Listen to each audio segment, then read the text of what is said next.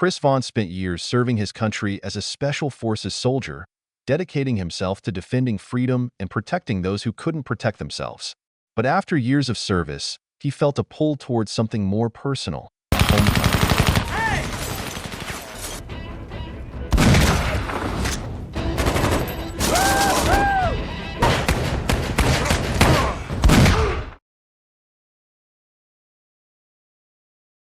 Now, he's heading back to the place he grew up, a quiet town in Washington state that he remembers as peaceful, honest, and full of good people. But what he finds when he arrives is far from what he expected. The town he once knew has changed, and not for the better. What used to be a tight-knit community where people looked out for one another has been consumed by corruption, crime, and fear. And at the center of it all is one man, Jay Hamilton. The heart of Ferguson has been replaced by something dark.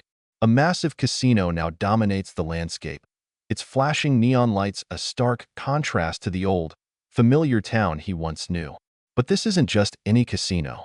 It's a symbol of the power that Jay Hamilton has taken for himself, the empire he's built at the expense of the hard-working people who once thrived here.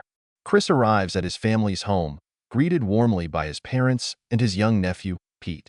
They're happy to see him, proud of the man he's become, but there's an unspoken sadness in their eyes. They know that the homecoming Chris imagined is far from the reality he's about to face.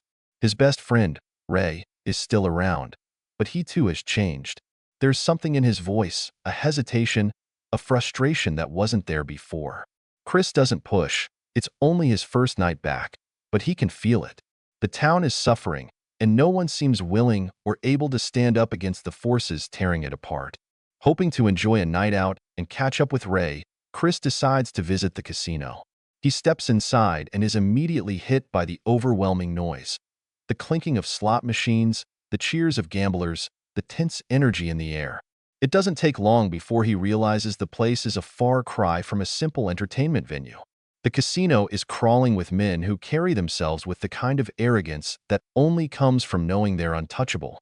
These are Hamilton's men, enforcers who keep the operation running exactly the way he wants it.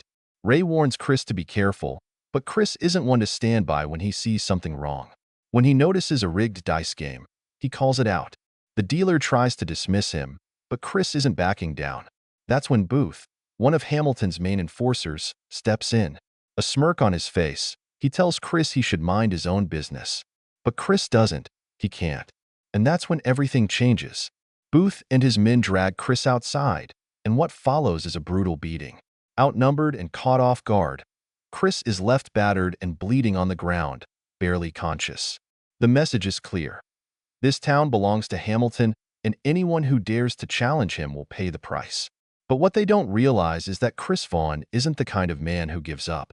Lying there, broken and bruised, something inside him ignites. This isn't just about him anymore. This is about his family, his friends, his town. And he's not going to walk away. Chris recovers at home, the pain a constant reminder of what he's up against. His mother begs him to let it go, to move on, but his father sees it differently. He knows his son, knows that Chris isn't the kind of man to back down from a fight when something is worth fighting for. And Ferguson is worth fighting for. So Chris makes a decision. He's not going to run. He's not going to hide. He's going to take back his town. Chris's first move is bold. He walks into the sheriff's station, demanding justice. But it quickly becomes clear that justice doesn't exist in Ferguson anymore. The sheriff is in Hamilton's pocket, and he has no interest in going after the man who runs the town. So Chris does the only thing he can. He takes matters into his own hands. Armed with nothing but a wooden club, he storms the casino, taking down the enforcers one by one. Booth tries to fight back, but this time, Chris is ready.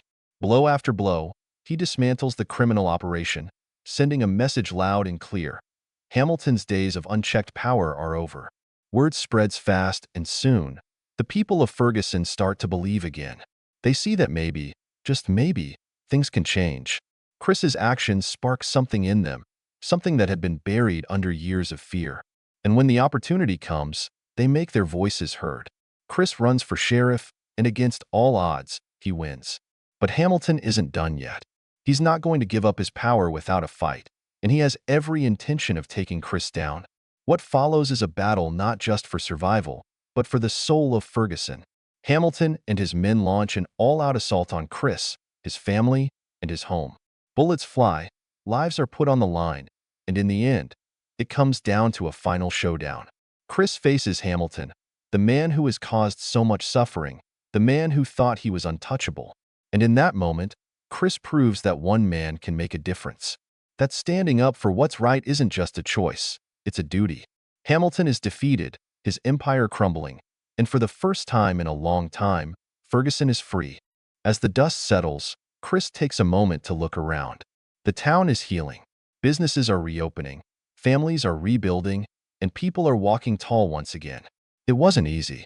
It wasn't without sacrifice, but it was worth it, because Ferguson isn't just a place. It's home.